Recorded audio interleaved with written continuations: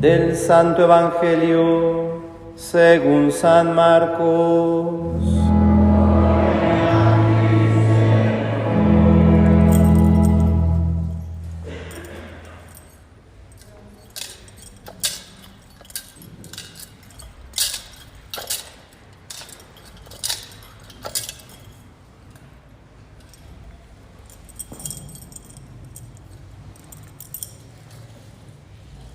Un sábado, Jesús iba caminando entre los sembrados y sus discípulos comenzaron a arrancar espigas al pasar.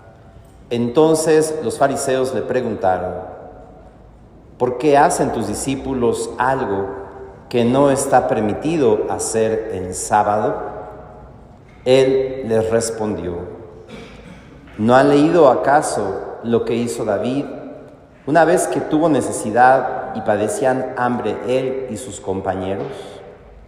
Entró en la casa de Dios en tiempos del sumo sacerdote Abiatar, comió de los panes sagrados que solo podían comer los sacerdotes, y les dio también a sus compañeros. Luego añadió Jesús: el sábado se hizo para el hombre y no el hombre para el sábado. Y el Hijo del Hombre también es dueño del sábado. Entró Jesús en la sinagoga, donde había un hombre que tenía tullida una mano. Los fariseos estaban espiando a Jesús para ver si curaba en sábado y poderlo acusar. Jesús le dijo al tullido: levántate y ponte allí en medio. Después les preguntó: ¿qué es lo que está permitido hacer en sábado, el bien o el mal? ¿Se le puede salvar la vida a un hombre en sábado o hay que dejarlo morir? Ellos se quedaron callados. Entonces, mirándolos con ira y con tristeza, porque no querían entender, le dijo al hombre: extiende tu mano. La extendió y su mano quedó sana. Entonces salieron los fariseos y comenzaron a hacer planes con los del partido de Herodes para matar a Jesús. Palabra del Señor. Gloria a ti, Señor Jesús.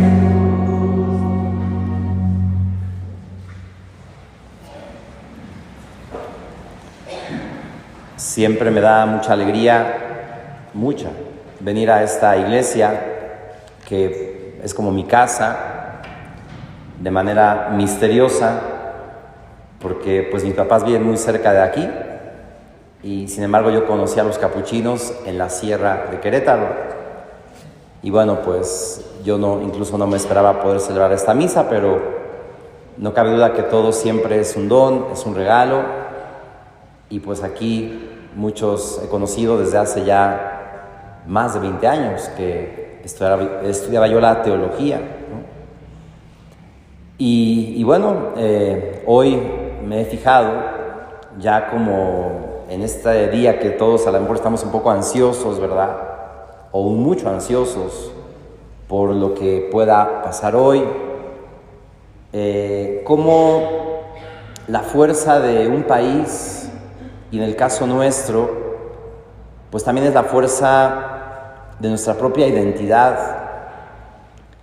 y de lo que hemos escuchado en el Evangelio, de un hombre tullido, impedido, vamos a decir, de poder expresar con sus manos lo que él es, lo que él puede hacer, y como tantas veces nosotros no nos damos la oportunidad o la capacidad de expresar lo que somos realmente. Y justamente ayer, les decía, en Cancún teníamos el segundo sínodo diocesano, el sínodo eucarístico, Congreso Eucarístico Diocesano. Y pues allá también hay mucha violencia. Y nos tocaba compartir los sacerdotes con el obispo ahí en la comida. Y el obispo decía: el cambio que México necesita es un cambio espiritual. Dice, el cambio tiene que ser un cambio espiritual. Y él, escandalizado y con razón, decía, ¿cómo es posible? Y comentaba, si ustedes lo escucharon, de dos candidatos, ¿verdad? Pues que se pusieron al tú por tú a discutir, y uno se bajó, bueno, no el candidato, sino el chofer de uno, se bajó y le disparó al otro y lo mató. Y dice, ¿cuándo habíamos escuchado que un hermano matara a otro hermano frente a él? Porque estamos en una situación en el mundo, pensemos en Israel, a nivel general en el mundo, con tanta violencia, ¿no? Que queremos algo que no solamente nos lo van a dar los gobernantes, sino que tiene que venir del compromiso y de una transformación espiritual para que cada uno de nosotros tenga que ser lo que está llamado a ser.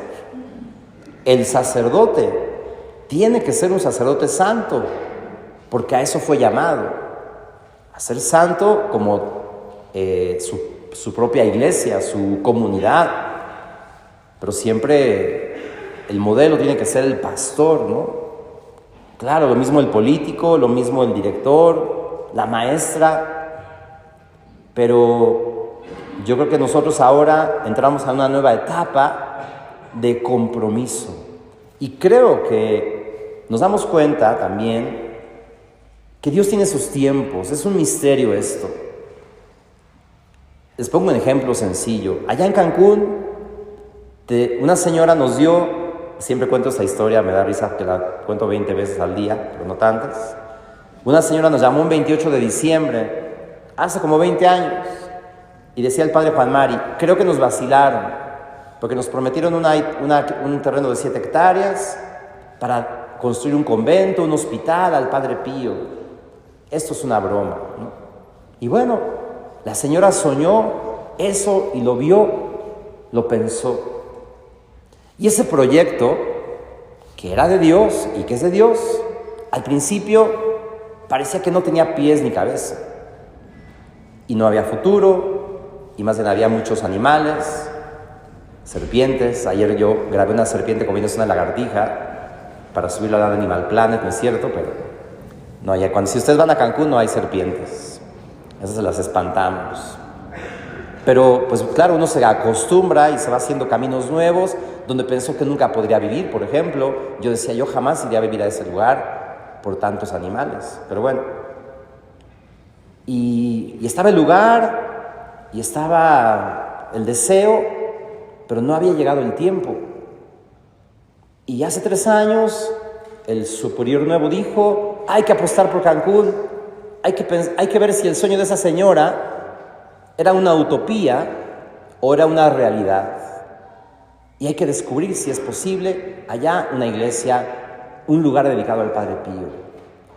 Y comenzaron a pasar cosas que, como bien dice la oración de hoy, Señor, tú que en tu providencia no te equivocas. Y yo muchas veces lo veo así, al santuario del Padre Pío le llegó su hora y Dios abrió caminos. Y yo estoy seguro, no sé de qué manera, que a México también le llegó su hora. Hoy, por ejemplo, ya hay un cambio grande en la conciencia y en el compromiso de todos. ¿Por qué? Porque las casillas están llenas. Yo recuerdo hace 6 años, no hacía cola. Ahorita me tuve que venir a la misa porque no iba a alcanzar para la misa. La cola era de más de media hora. Ahorita la misa no está llena, porque muchos seguro estarán votando. Claro que un cambio se está notando. Y ayer me contaba un padre legionario ahí de Cancún, de la diócesis, que una vez alguien le preguntó al Padre Pío, que ustedes me imagino lo han escuchado hablar de lo que la Virgen dijo en Fátima. Mi corazón, al final, mi corazón inmaculado triunfará. ¿Y qué ángel le preguntó al Padre Pío? Padre Pío, ¿cuándo será el triunfo del corazón inmaculado de María? Y el Padre Pío le dijo a esta persona, no sé si era un fraile, tú y yo no lo veremos, pero él sí lo verá. y estaba señalando a un niño. ¿Y por qué digo todas estas cosas? Porque en los últimos meses, escuchando a personas y mensajes aprobados, leyendo, es claro que México tiene una vocación para el futuro del mundo, sobre todo en el área espiritual. Y de México va a salir una luz que va a iluminar al mundo entero.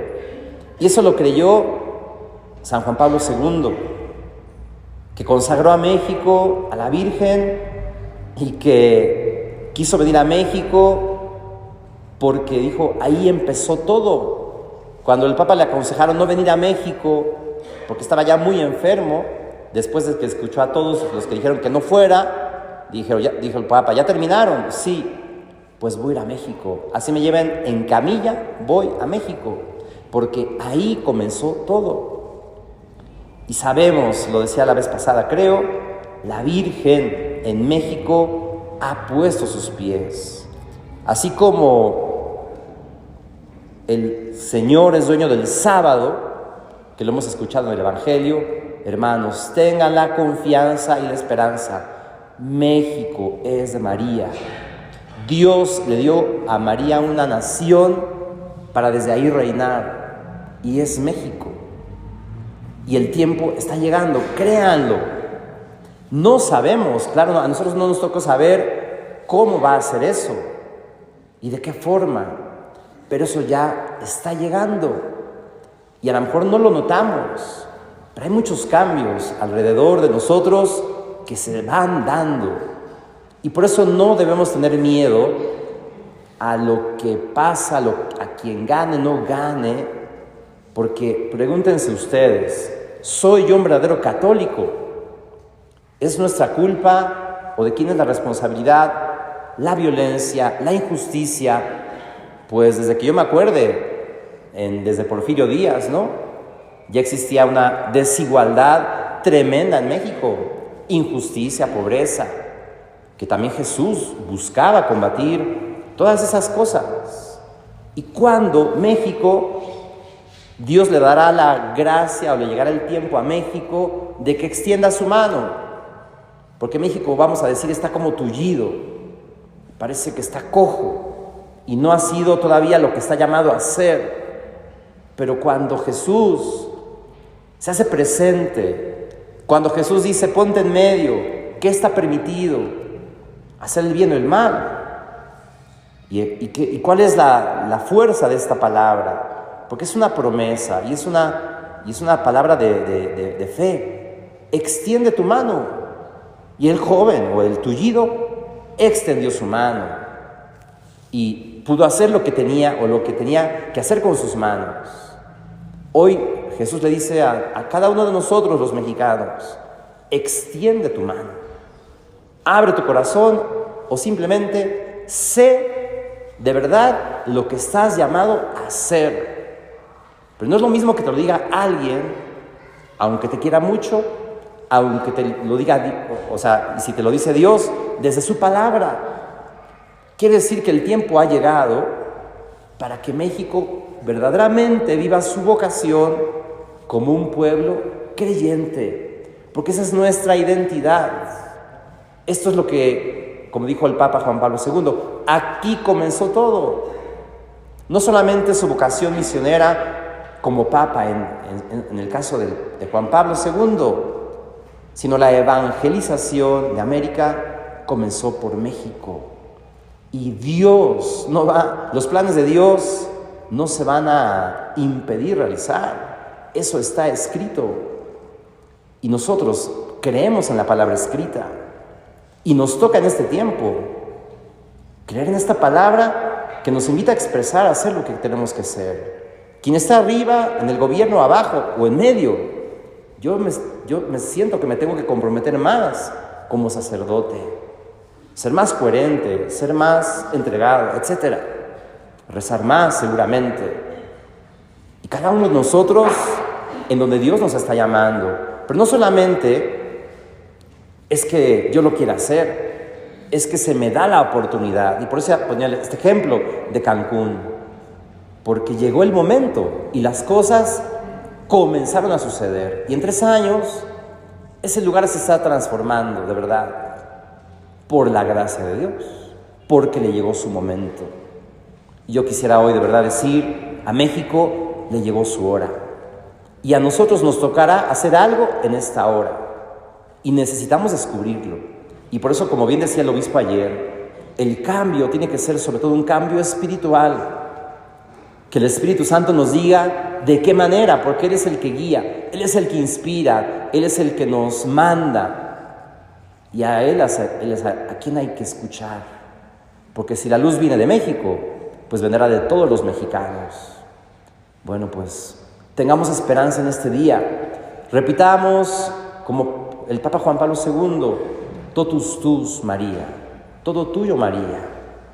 Y México, decía un gran laico, bellísimo, hace 100 años, 1926, aquí no tengo su nombre porque se me olvida, pero él decía, pensé que si escogíamos a Dios como Rey, nadie nos lo iba a poder quitar. Y él compuso esta oración: Jesús, sé nuestro Rey. Santa María de Guadalupe, protege a tu nación. Hermanos, celebremos que hoy Él ha puesto su mirada a través de su madre en nosotros como la nación de la esperanza.